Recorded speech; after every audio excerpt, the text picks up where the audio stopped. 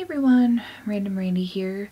This is going to be Yarn Talk episode 13. Lucky 13.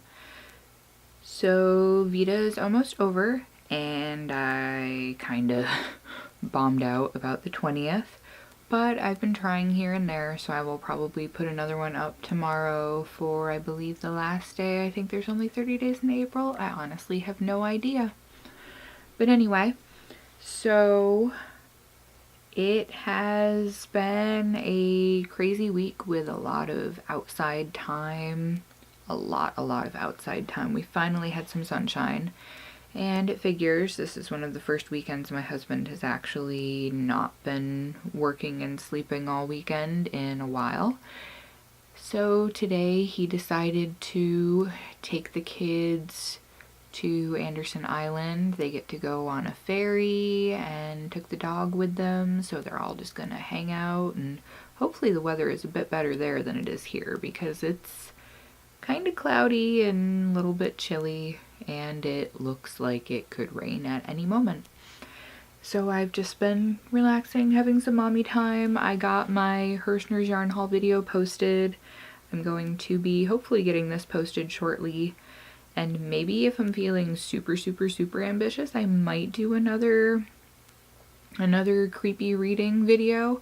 I know that those aren't really for everybody, but my channel isn't 100% craft related. It has become more of a focus, but I'm still me. My channel name isn't something like Random Randy's Crochet Goodness or anything of that sort. It's all of the weird different things that are me, and the more I've been neglecting portions of things that I enjoyed to build up other things, the more it seems like I'm losing enjoyment in all the things. So I'm trying to bring those other things that I really like back in a bigger way, at least to myself. I really enjoy suspenseful, old school, crazy early 19th century, well, yeah, late 19th, early 20th century horror like H.P. Lovecraft and Ashton Clarke and Robert W. Chambers. There are a lot of really weird, there's a reason that the magazine that most of their original stories were featured in is called Weird Tales. It's not like horror now. Most people think of horror now and you automatically think of the jump scares and the excessive gore and ridiculously and unnecessarily graphic rape scenes. I try to keep my craft videos and my creepy reading videos quasi-separate, but not wholly shunk. A lot of people have said to me, well, why don't you just make a separate channel? Maintaining one channel is difficult enough. Trying to build up one channel is difficult enough. I feel like dividing my attention more is going to make everything involved suffer. So why not just stick with one? Know that sometimes you're going to get notifications that I've posted a video and it's not something you don't want to watch, and just don't watch it. Or maybe if it's something that seems cool and you're curious, even if you've never heard of or seen anything like it before, check it out. You never know, you might find something new that you enjoy. But anyway, ramble. Holy crap. So yeah, here we go. Alright, yarn talk. No more horror talk for the moment. Ish. So I have a few things finished.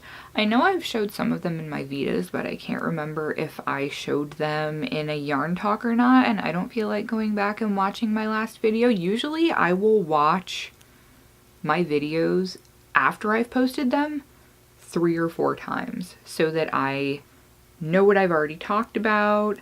I make sure that I've included all of the links to everything, because there have been a few times where I've forgotten to post links and people have been like, hey, where was the link for this? And I'm like, oh crap, and had to go look it up and post it. I try to make sure everything is as close together as it possibly can be, while I'm also taking care of a house and 2 kids and trying to make sure everybody's fed and clothed and happy and mostly clean. I mean, it's getting warmer outside, so the kids play in the dirt sometimes. Not gonna kill them.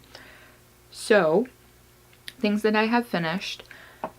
I have a few things, as I said. I don't think I showed some of these before. And some of these, as they've been getting worn obsessively, are not the cleanest, but they do still exist. So I will show them to you.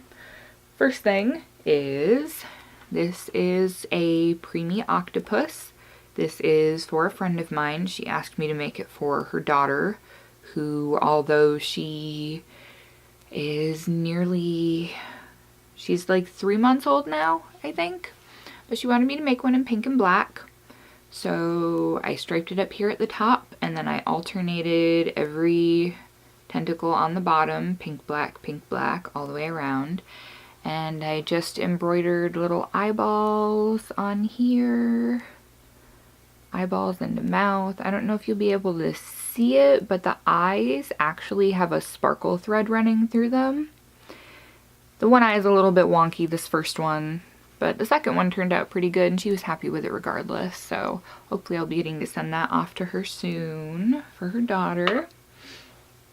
I know I posted this when I was still working on it. Yeah, it's been getting loved on, so it's covered in fuzz and hair from getting snuggled on the floor. But I finished my little kitty cat Amigurumi stuffed critter for my younger son, Killian. As soon as he saw it, before I even had the eyes on it, he went, "Kitty!" and snuggled the heck out of it. So I'm glad that he likes it. I think it's super cute. I wish I would have used a slightly smaller hook for the body because some of the stitches are kind of loose and pokey, but he's old enough that I don't really have to worry about him trying to eat it. But here's the kitty face. If it will focus on the face, there we go. As you can see, it's just got a little triangle nose, little upturned happy kitty mouth. Quit trying to focus on the yarn behind me. What you doing, camera? And the eyeballs are made with the same blue sparkly thread as the eyes on the octopus. Focus, focus. There we go. Awesome. Much better. But this was made in Red Heart Super Saver Platoon. And the eyes are Red Heart Shimmer, and the pink, I'm pretty sure it was some Hirschner's Worsted 8 that I have, because I have a lot of that yarn. But yeah, there's Kitty Cat. He's got just a stick straight tail that's not even stuffed. This is a pattern from the Edwards Menagerie crochet book by Carrie Lord, which I will link to down in the description box below, even though I'm pretty sure I have a couple of times, but you never know who's seen all of the videos and who hasn't, even though a lot of you guys I know have been here for quite a while. There's a few people who consistently always comment on everything, which is awesome. I love you. Heart. Anyway. This is something that I had been wanting to try for a while and finally got around to trying. Good Lord, child, did you run outside with these on? So these are actually worsted weight knitted socks. They're slipper socks because they're made with worsted weight, and you could wear them in a boot probably, but you wouldn't really want them in regular shoes because they're thick and squishy. My older son, Hunter, regardless of how warm or cold it is, needs to wear socks to bed. It is a must for him. So I thought that I would make something that he could use. And these are made from the same yarn as the octopus that he asked me to make for him, because honestly I'm like, what am I going to do with just a plain red and blue striped yarn? I could insert other colors like a white in between and make it look patriotic, but as it is, had no clue what to do with it. This is Red Heart Team Spirit, just in red and blue. And these are Hunter's socks. And this is a pattern from, I believe, Knit Freedom. I don't remember her actual name, but I'm pretty sure that's the name of her blog. If you sign up for her newsletter, you get this as a free pattern, and I just did a Jenny's surprisingly stretchy bind off on the top. Now, this is crazy. This just goes to show you how huge my children are. This one, I kind of messed up on the bind off a little bit because it's not quite as loose, and I made the cuff not as long, the ribbing, even though I probably should have. So I like the way this one turned out better than this. But if you sign up for her newsletter, you get this pattern and links to a bunch of other stuff for free. And I used the small size in the pattern. This is supposed to be, I was under the assumption it's just our straight up adult pattern. But my 4-year-old, who almost wears a size 13 in toddler shoes, we're just about ready to have to graduate to big boy shoes because his feet are just that big, wears the small size in that pattern.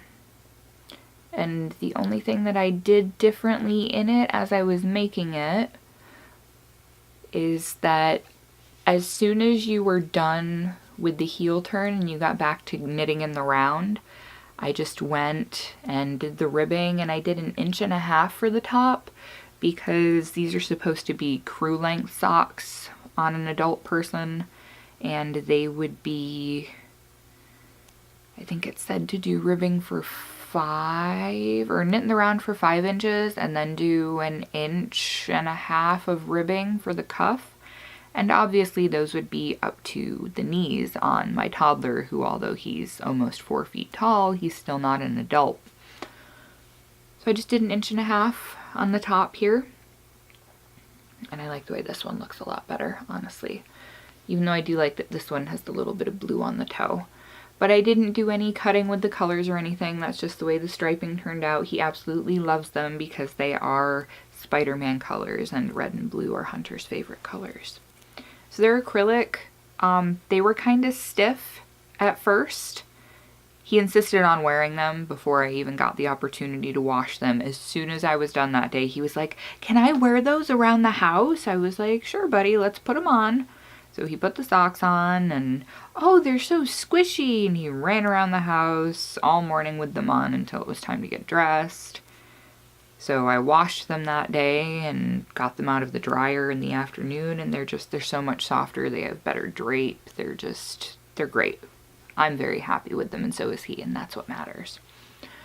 So I'm probably going to be making some for Killian because they went pretty fast after I had to rip both of them back multiple times because I just made them way too many rows at first for the portion once you got to this spot before you started doing the gusset. I had to rip back, I think, 6 or 8 rows with each one because, you know, you just get doing stockinette in the round and you're talking to somebody and you don't even know it, and the next thing you know you're looking at it and the sock is like this much longer than it should be, and you go, that would fit my foot. Yeah, that's not gonna work. So that was fun. But the nice thing about the acrylic is that when you rip it back, the stitches actually hold their shape and you don't have to fight with it. I thought that was pretty awesome about it. So the thing that I finished for Killian this week, I showed this a while ago. I can't remember when, but a couple weeks ago I showed this. So this is the granny mandala blanket for Killian. It's just going to be a throw. It's going to be a snuggly blanket. I wanted to make it full-sized, and you know what? The last 3 rounds I did, they are so big already that it took me almost an hour to get all the way around 1 row. And I'm a pretty quick crocheter, so I was like, yeah, I'm starting to get frustrated at this and I'm about done. So I found a way to wrap up the pattern and ended it on an increase row so it has some shape to the outside. I don't know if I can fit the whole thing. I probably can't fit the whole thing in here. Oh, just barely, not quite on my face. But yeah. It ended up being about 40 inches across. And that's a good, it's a good snuggle blanket. It's a lighter blanket because like Hunter needs socks to sleep, Killian needs to have a heavy-ish blanket to go to sleep with, and for him to nap, I wanted to make something lighter for the summer. His usual nap blanket is one of the very first things that I crocheted once I seriously got back into it, and it is 2 strands of Lion Brand homespun held together, and I think I used a P-hook with them, and it's just double crochet back and forth with 2 strands all the way. And it's a normal throw size. It's probably about 40 by 60 inches. It's a heavy blanket. So even though I used a big hook and there's spaces in it, it's still pretty warm. And I don't want him to sweat his little baby butt off this summer. So this is a bit more airy. And this orange, I do not know what it is. It is slightly thicker. It's about as thick as Karen 1 pound is, but I have no clue what it is because it was a mill end bag and it was a giant 1 pound. I mean, this thing right here. This is all of it that's left, and there's still quite a significant portion here. I should actually weigh it to see how much, but it's just neon orange acrylic, and the gray and black is Karen Simply Soft Ombre. Is that focusing? Yeah, kinda. But yeah, just to show you the outer edge, since I've got it kind of in focus on the detail here. Stop looking at my face. But yeah, here. This is just the increase. For an increase, you do 3 double crochets, chain 2, 3 more double crochets, 2 regular stitches, and then another increase stitch. And you did that every 4th row, I think? Yeah, every 4th row. After you got done with the normal increases, you get to that and you do it every 4th row until it's the size you want it to be. This was meant to be a wall hanging. The original post it was done in rainbow, and I thought it was pretty cool, but Killian really likes everything in the universe, orange and black or red. I really need to finish up his granny square blanket so that I can also get that out from under me. I've been in kind of a finishing mood, even though I've been wanting to start more stuff. I'm like, no, finish up some of those things that have been sitting around, taking up space, get them done, get them gone. So there's that. Oh, what else did I do?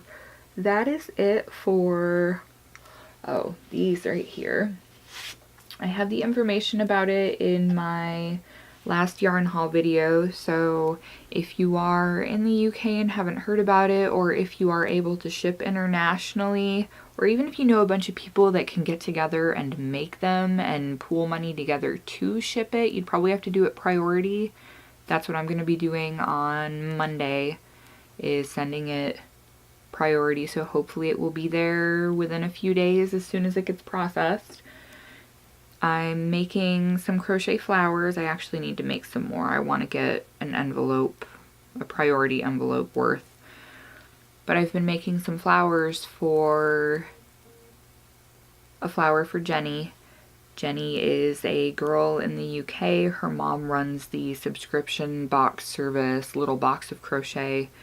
Jenny is essentially losing her battle with brain cancer, and in making her final arrangements, she has said that she wants her coffin to be covered in crochet flowers, which I think is pretty awesome. So if you are able to make these and send them over there, I'm sure her family would very much appreciate anyone willing to help out to give this girl her last wish. These are super quick and easy little crochet flowers. I'm sorry, the light is so bad in here today. Let me see if I can move this, maybe catch a little bit better. And a little bit. But these flowers are super, super fast. It is just a single crochet and a treble crochet inside a magic ring. I made 4 of these little teal ones.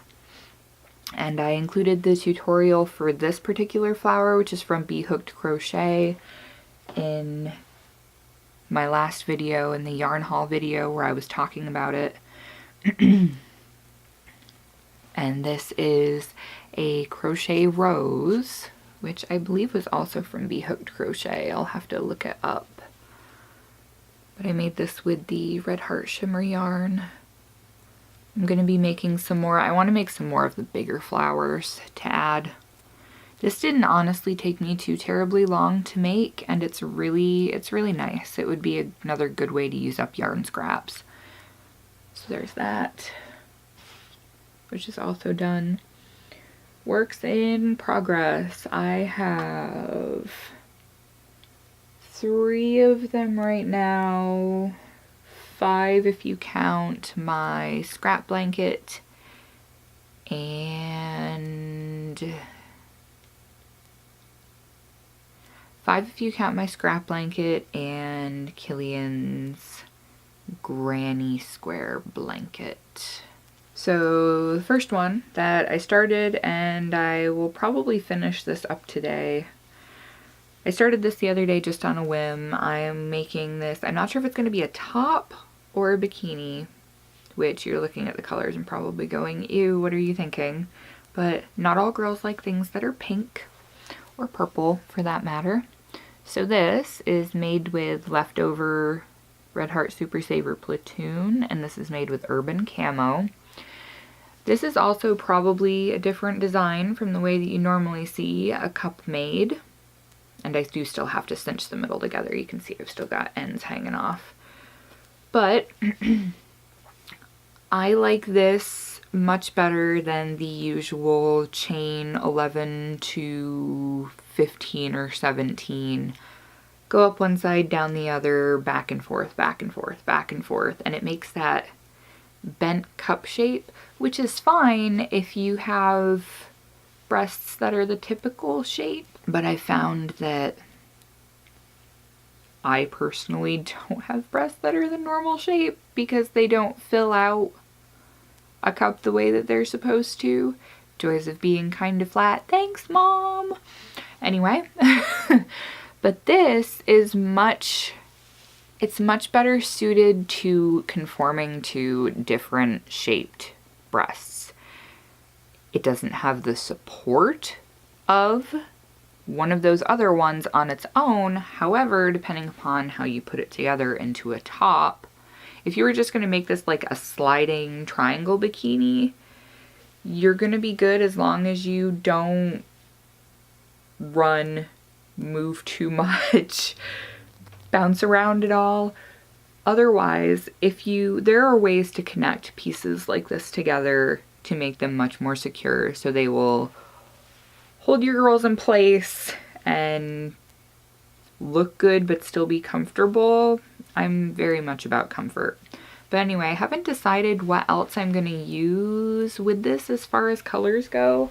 I'm thinking I have the regular camouflage. I also have Woodsy, and I have the Dove Super Saver Variegated that I'm thinking about using one of those to put this together. I'm not quite sure what yet, hence it's still being just cups. This is about for a C cup, by the way. It looks huge. Looking at it, I was like, oh my goodness, that's giant. But essentially what I go by is I have a chart that tells you the total width of a breast based on your cup size. And all you really have to do in order to make a bikini or a top that is conforming to breasts is to make something that's approximately that width. Now the thing with most bikinis and tops is that a bikini, like your average triangle top bikini, doesn't completely cover you. You're not completely enclosed. There's usually a little bit of space on either side, usually about 1/2 inch on either side. So that means that in order to make a motif that will fit as a bikini or a bralette or a top, however you're going to do it, you have to kind of play around with how much you want exposed or not exposed. It's a weird thing, but if you ever go into, say, a swim shop this time of year when people are gearing up for spring break. You can look at all of the different types of swim tops and get an idea of what works for what size. So there's that. Speaking of tops, this is one that I am honestly, in order to be able to finish this, I'm gonna have to get another skein of the Team Spirit Orange Black, because all the oranges that I have, the shade is just enough off from it that it sticks out like a sore thumb to me, and I can't. I'm not a really artistic person. At least I don't consider myself to be, in that I've never really been big into drawing or painting. I like photography. Some people would call crochet art, I suppose. I used to write, which some people also refer to as art. But when a color doesn't match, it drives me bonkers, and other people might not even notice it, but it's too much for me. So this, I actually got the inspiration for this from looking at a Russian chart. And essentially what this is there are 4 granny squares. You make them approximately the size that you would want a cup to be on a bikini or on a bra, and you put the 4 of them together, and then you do granny stripe all the way around the bottom, and then you put straps on the top to hold it in place, and it will end up being a flowy body of the shirt. It'll kind of stick out like a swing top, I think is what they call them now. I have no idea. As far as fashion goes, my knowledge is pretty much non-existent. But as you can see here in the middle, rather than it being completely flat, it actually sticks out a bit, so there will be some flare. So if you had, say, a belly that you didn't want to completely show off, this would keep you covered but not completely concealed, if that makes sense. And I have these 2 parts pinned together at the top because I was tired of them flopping around and me almost managing to somehow crochet on the back side where I wasn't supposed to. But this is just typical granny square. I did, how many rows to do? I think I made the square 6 inches wide, made 4 of them, and then I just seamed them all together with stripes on the bottom. So now this is almost an entire skein of Team Spirit right here, just this. So I need to get another skein of that to be able to finish it. What else do I have? I have my scrap blanket, which I did work on a little bit, and I've got a little bit more to add to it now, primarily the teeny little bit of platoon that's left. Even though I do have another skein of platoon, the quantity I have left, I can't justify using it to add on to, like, to start a project and then add a full skein on and have a whole extra end to tie in. It just pain in the butt that I don't need. So here's my scrap blanket right now. I believe when I showed it last time, I had just turned it. I remember that much. I want to say I was somewhere here in this second spot of black light. So I added on what was left of the urban camo, and I just started working the platoon onto it. So there's that, which I am steadily working on. I don't know how long it's going to take me to finish this. I would honestly like to get enough decent-ish size scraps together to get it done before the end of the year so I can donate it to Project Linus. Because I know it's kind of crazy looking, but I feel like it would really brighten the day of a child or young adult who had been through some trauma or who was ill. And it's acrylic, so it would be easy to wash. Wouldn't have to worry about special care instructions. And I like just rolling it up like this into a little jelly roll so you can see all the colors. into the bag. These bags are actually from Amazon. If you ever get anything that's a gift item from Amazon, they come in these really awesome lined bags that have a drawstring. I have this one, and I actually also have a red one that's much bigger that this will probably eventually be living in once it gets too big for this bag. So the only other thing that I have right now that I am working on, that I do hopefully will be finishing in the next day or two, this is going to be a circle vest. And I actually found this. It was a mystery crochet along from All Crafts channel. She does have the pattern on her blog, and she does have the videos posted, so I will link to the first one of those, to the first video, that way you can follow the rest of them, and I will also, you can find the link to her blog from there. This, rather than me using a pre-made cake, whether it be a Karen cake, sweet roll, mandala, whatever the other cakes are that you can purchase now. I think Bernat Pop is the other one stateside that we have. This is actually made from yarn scraps that I had. And by scraps, I don't mean little itty bitty pieces. I mean those partial chunks that you look at them and you're like, well, this isn't really enough for a full project. But it's not entirely scrap either.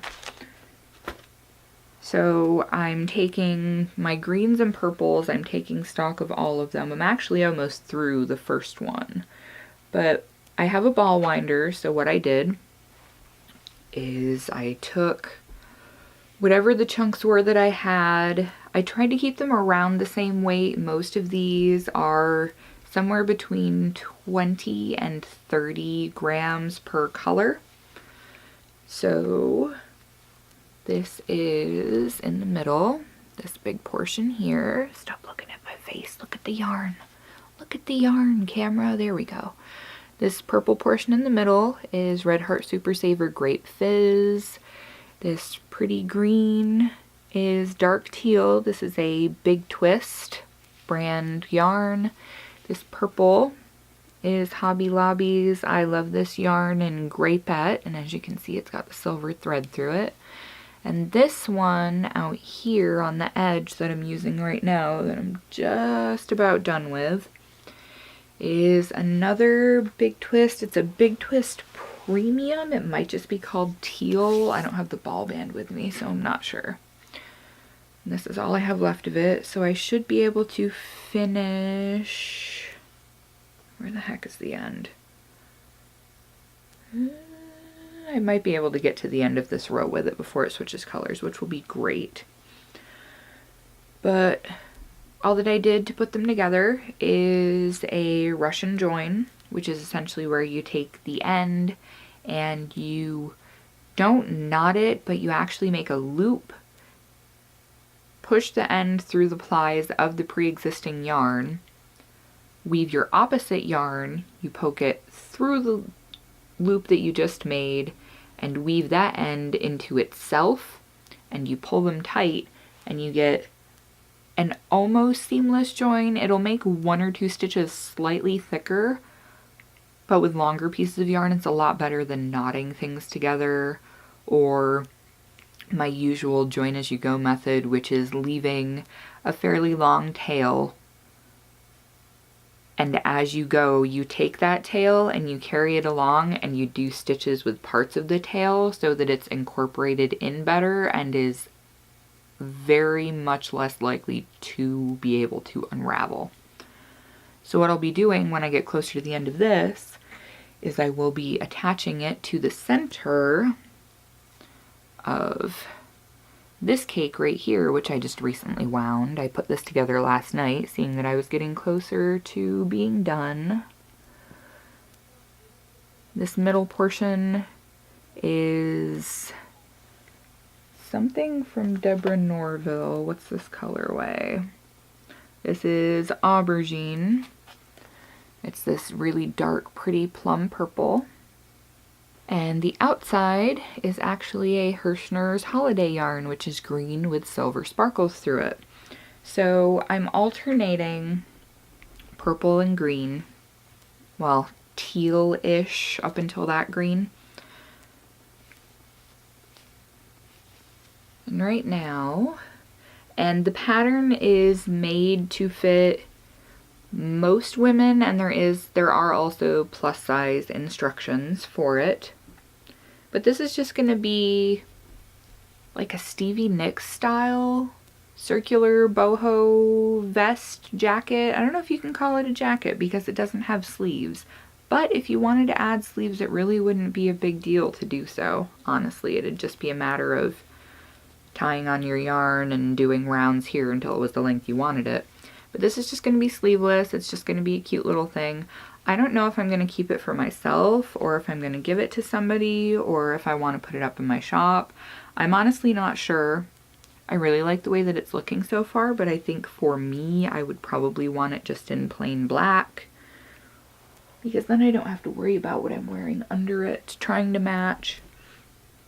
So there's that, which I'm working on. And that is really, that's really all I have right now, I guess.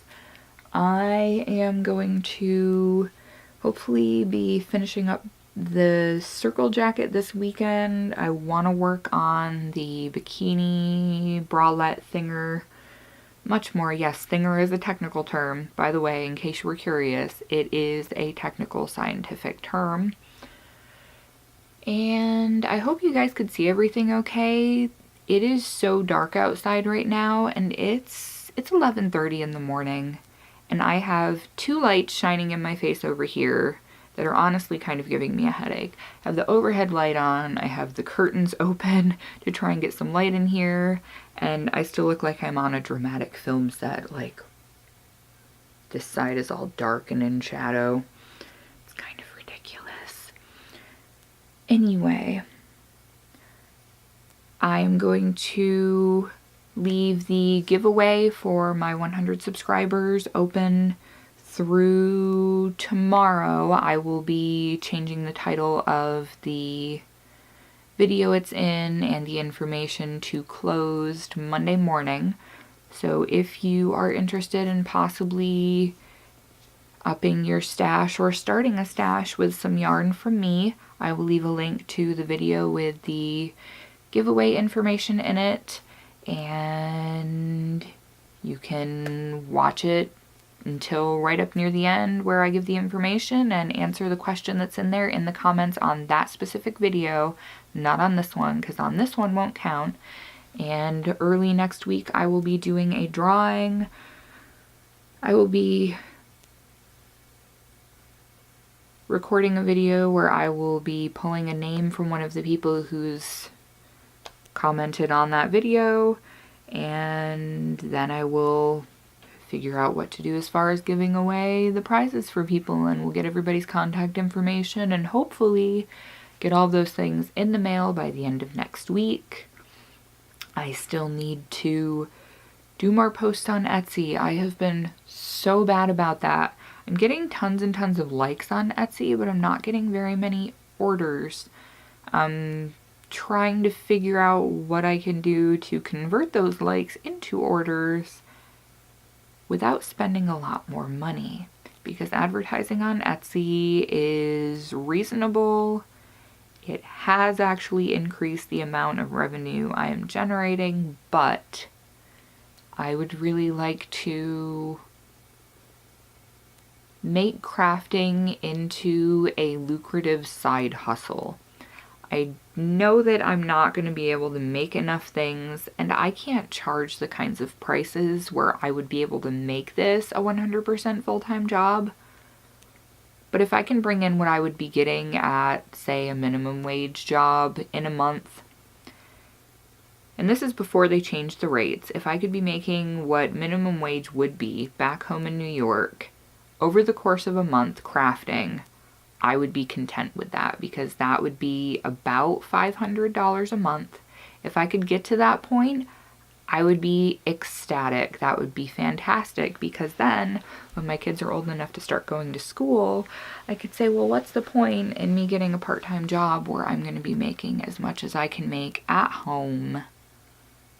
And maybe then I'd actually have some time to write again too, because I love my children to death, but they make my attention so fragmented. It is all over the place. And writing requires focus.